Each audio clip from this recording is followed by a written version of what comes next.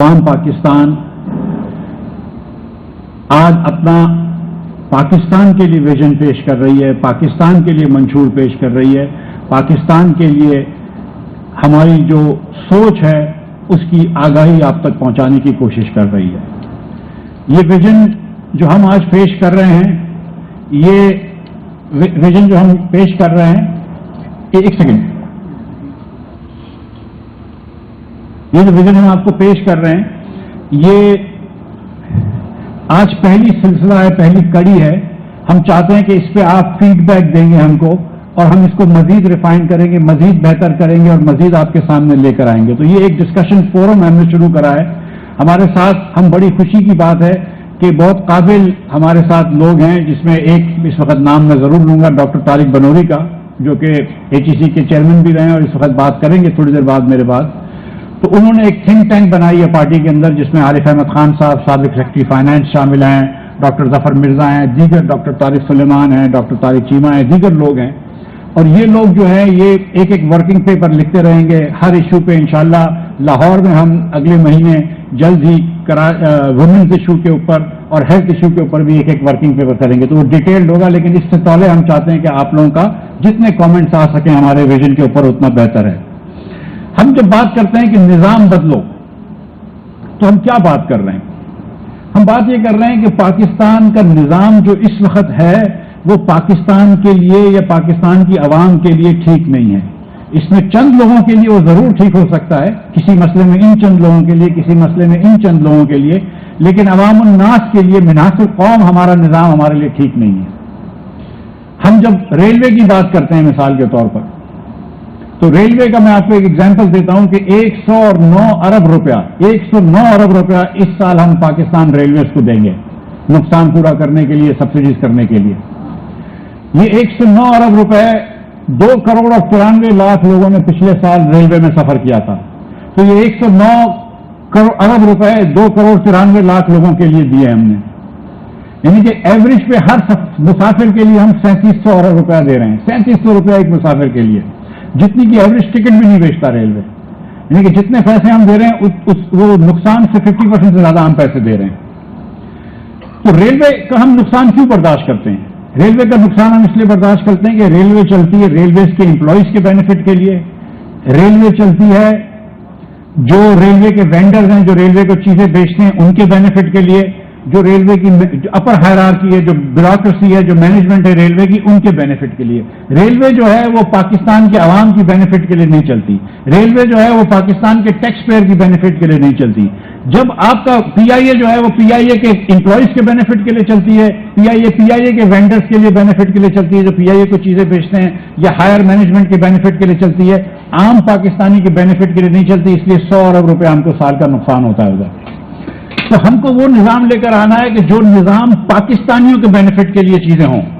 مثال کے طور پر ایک اور مثال لے لیں کہ پاکستان میں ڈاکٹر اظہر نے بات کی کہ 2 کروڑ 60 لاکھ بچے اسکول کے باہر ہیں، 2 کروڑ 60 لاکھ بچے، یہ جو کہ شاہد صاحب بھی فرماتے ہیں، ڈاکٹر طارق چیمہ بھی کہتے ہیں کہ دنیا میں سب سے بڑی آؤٹ آف اسکول چلڈرن پاکستانیوں کی ہے۔ پاکستان کی آؤٹ آف اسکول چلڈرن کی آبادی چین سے بھی زیادہ ہے اور ہندوستان سے بھی زیادہ ہے۔ یہ ملک ہم سے 5-5 6-6 گنا بڑے ہیں آبادی میں، ان سے بھی زیادہ اسکول کے باہر بچے پاکستان میں ہیں۔ تو جو ہماری اور جو بچے جاتے ہیں اسکول، میں صرف ایک اسٹیٹسٹک دوں گا، میں اکثر یہ اسٹیٹسٹک دیتا ہوں، ایک بات اتنا بتا دوں کہ 78% بچے پاکستان میں، 10 سال کے 78% بچے 2 جملے کسی زبان میں نہیں پڑھ سکتے، خواہ وہ اردو ہو یا سندھی ہو یا جو زبان اس کو سکھاتی ہے، جو زبان اس کو آتی ہے، اس میں 2 جملے 78% بچہ نہیں پڑھ سکتا۔ تو ظاہر ہے جو ہماری ایجوکیشن منسٹری ہے، جو چاروں صوبوں کی ملا کر ہم 1500 ارب روپیہ خرچ کر رہے ہیں، یہ 1500 ارب روپیہ جو ہے ان بچوں کو تو کوئی مستفید نہیں کر رہا، اس سے بچوں کا استفادہ نہیں ہو رہا، یہ چلتی ہے بیوروکریسی کے فائدے کے لیے، جو ایجوکیشن کی بیوروکریسی۔ اور کیا مطلب ہے بیوروکریسی کا؟ دیکھیں 2 قسم کے ٹیچرز ہوتے ہیں، ایک کوالیفائڈ ٹیچرز ہوتے ہیں جو ہم چاہتے ہیں، اساتذہ جن کی ہم عزت کرتے ہیں کہ وہ آئیں پڑھائیں، اچھی بات ہے، اور ایک ہوتے ہیں انکوالیفائڈ ٹیچرز جن کو نوکری اس لیے دی جاتی ہے کہ وہ ووٹ دیتے ہیں، جن کو نوکری اس لیے دی جاتی ہے کہ انہوں نے خریدی بھی ہوتی ہے۔ میں یہ دعویٰ کرتا ہوں کہ آج بھی اگر آپ سندھ کے صوبے کے اندر سائنس کے ٹیسٹ دیں، میٹرک سائنس کا ٹیسٹ، تو میٹرک سائنس پڑھانے والے آدھے ٹیچر فیل ہو جائیں گے، تو اس کا یہ مطلب ہے کہ ہم تو یہ نوکریاں بیچ رہے ہیں. یہ ایجوکیشن وزارت جو ہے وہ لوگوں کے بینیفٹ کے لیے نہیں چل رہی, وہ بچوں کے بینیفٹ کے لیے نہیں چل رہی, وہ ان کے معاشرے کے بینیفٹ کے لیے نہیں چل رہی, وہ ان لوگوں کے لیے بینیفٹ کے لیے چل رہی ہے جو نوکریاں بیچتے ہیں اور نوکریاں خریدتے ہیں. تو پاکستان میں نظام وہ چاہیے کہ جو عوام کے بینیفٹ کے لیے چلے, جس میں سارے عوام کا فائدہ ہو. یہ نمبر 1 ہماری بات ہے. اور اس کے تحت ہم نے پھر 7 پرنسپلز بنائے ہیں کہ جس کے تحت عوام پاکستان سمجھتا ہے کہ پاکستان چلنا چاہیے. پہلا پرنسپل, اور جس کی نشاندہی معیز ضافی صاحب نے بھی فرمائی ہے, پہلا پرنسپل ہے سپریمیسی آف لا, کہ قانون کی بالادستی ہونی چاہیے, کہ ایک قانون کے تحت سب چلنے چاہیے, سب ادارے چلنے چاہیے, سب سیاستدان چلنے چاہیے, سب لوگ اس قانون کے ساتھ چلنے چاہیے. بڑے سے بڑا آدمی بھی اس قانون کے ساتھ چلے اور غریب ترین شخص بھی اس قانون کے ساتھ چلے. یہ کہنا آسان ہے, لیکن پاکستان میں یہ 77 سال تک آج تک نہیں ہوا. اسی لیے یہ حال پڑے ہے کہ قانون کی بالادستی کریں گے تو جتنے بھی ریلیشنز ہوں, یہ شاہد صاحب بار بار کہتے ہیں کہ جو ریلیشن سیاستدانوں کا فوج کے ساتھ ہونا چاہیے وہ آئین کے اندر جو لکھا ہوا ہے اس کے مطابق ہونا چاہیے. جو ریلیشن مولوی صاحبان کا میڈیا سے ہونا چاہیے وہ ہونا چاہیے جو آئین کے اندر درج ہے. یعنی کہ ہر ادارے کا ریلیشن جو ہے وہ آئین کے مطابق ہونا چاہیے. تو نمبر 1 پرنسپل ہے supremacy of the law. Second principle ہے آنےسٹی اینڈ ٹرانسپیرنسی, کہ اگر آپ سچ نہیں بول رہے اور شفافیت نہیں ہے تو پھر باقی چیزیں بیکار ہو جاتی ہیں. آج کل ایک مثال میں آپ کو دیتا ہوں کہ بڑا زور نکلا ہوا ہے کہ آئی پی پیز کو بند کر دو, آئی پی پیز کو بند کر دو, اور لوگ سننا بھی چاہتے ہیں, اور لوگ جو بول رہے ہیں ان کو بھی پتا ہے کہ یہ بات پریکٹیکل نہیں ہے, یہ ہو نہیں سکتی ہے. اگر آپ آئی پی پیز بند کر دیں گے تو بجلی بند ہو جائے گی, لیکن وہ لوگ جھوٹ بولتے ہیں, جان بوجھ کے جھوٹ بولتے ہیں. ہم یہ کہتے ہیں کہ جتنے بھی معاہدے آپ کھول دیں ٹرانسپیرنسی پوری ہونی چاہیے, تاکہ ہم کو پتہ چل جائے کہ کس کی آئی پی پیز ہیں, کس نے بنائی ہیں, کس نے لی ہیں, کیا کر رہا ہے. یہ بات ضرور ہونی چاہیے, لیکن جھوٹ نہیں بولنا چاہیے.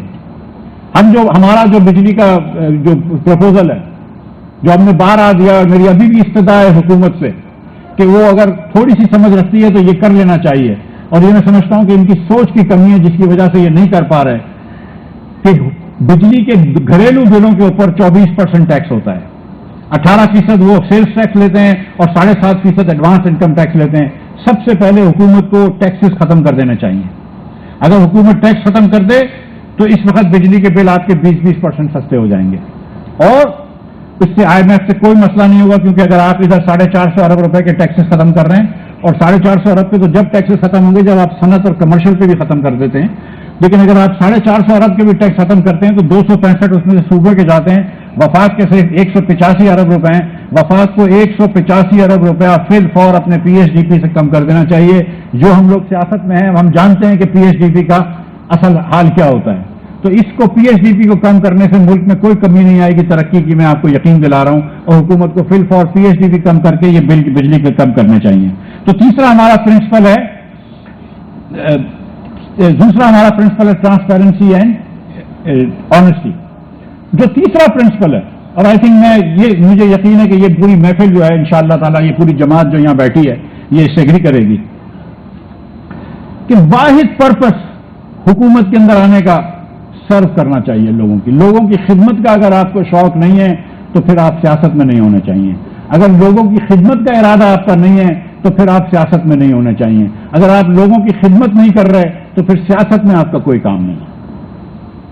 اگر آپ سیاست میں اپنی اجارہ داری بڑھانا چاہتے ہیں, اگر سیاست کے اندر آپ اپنی جائیداد بڑھانا چاہتے ہیں, تو پھر وہ سیاست عوام پاکستان کی سیاست نہیں ہے. وہ پاکستان میں بہت ساری اور دیگر پارٹیاں کرتی ہیں, ہماری سیاست وہ نہیں ہے. تو ہمارا جو تیسرا پرپس ہے وہ پیپل ٹو سرو. چوتھا پرپس, اور اس میں بھی میں سمجھتا ہوں کہ مجھے ادھر جو بیٹھے ہوئے لوگ ہیں جو حاضرین محفل ہیں وہ اس سے مجھ سے ایگری کریں گے, اور جو ٹی وی پہ لوگ دیکھ رہے ہیں وہ بھی مجھ سے ایگری کریں گے, کہ چوتھا پرپس ہونا چاہیے کہ human resource should be our best resource, most important resource. ہم کبھی سوچتے ہیں کہ ریکوتک میں کاپر نکل آیا, تانبا نکل آیا, کبھی ہم سوچتے ہیں کہ سندھ میں گیس نکل آئی, کبھی سوچتے ہیں کہ KP میں تیل نکل آیا. یہ ساری چیزیں بہت ضروری ہیں, بہت اچھی ہیں, اللہ تعالیٰ کی وسائل ہیں. لیکن اللہ تعالیٰ کا سب سے بڑا وسائل جو پاکستان میں دیا ہوا ہے وہ انسانی قوت ہے, وہ انسانی دماغ ہے. جس ملک کے اندر ہم انسان کو آگے نہیں لے کر جاتے, انسان کو ترقی نہیں دیتے, انسان کو ڈیولپ نہیں کرتے, وہ ملک کہیں نہیں آگے بڑھ سکتا. जापान के अंदर कोई वसाइल नहीं है, कोरिया में कोई वसाइल नहीं है। तो वसाइलों से, अब मादनी वसाइलों से कौम आगे नहीं बढ़ती, इंसानों से कौम आगे बढ़ती है। इंसानों की कौम बनी हुई है ना। तो ह्यूमन रिसोर्स जो है वो आपकी पार्टी का सबसे ज्यादा जरूरी जुज है इस मुल्क का। अगर आप इस मुल्क को आगे लेके जाना चाहते हैं तो इनके लोगों को आगे लेके जाएं। वैसे भी एक बड़ी अचंभे की बात है जब लोग कहते हैं कि पाकिस्तान अमीर हो जाएगा तो हम गरीब लोगों को तालीम दे देंगे, पाकिस्तान अमीर हो जाएगा तो हम गरीब लोगों को सेहत की फैसिलिटी दे देंगे, पाकिस्तान अमीर हो जाएगा तो हम गरीब लोगों को अमीर कर देंगे। ये उल्टी हिकमत है, ये उल्टी मंतक है। पाकिस्तान अमीर हो ही नहीं सकता अगर लोग गरीब हैं, पाकिस्तान अमीर हो ही नहीं सकता कि अगर लोग जाहिल हों, पाकिस्तान अमीर हो ही नहीं सकता कि अगर लोग सेहतमंद नहीं हों। आपको पाकिस्तान को अमीर करना है, पहले लोगों को अमीर करें। पाकिस्तान को ऊपर लेके आना है, पाकिस्तानियों को ऊपर लेकर आए। पाकिस्तानियों को जब तक आप दबा के नीचे रखेंगे, पाकिस्तान ऊपर नहीं आएगा।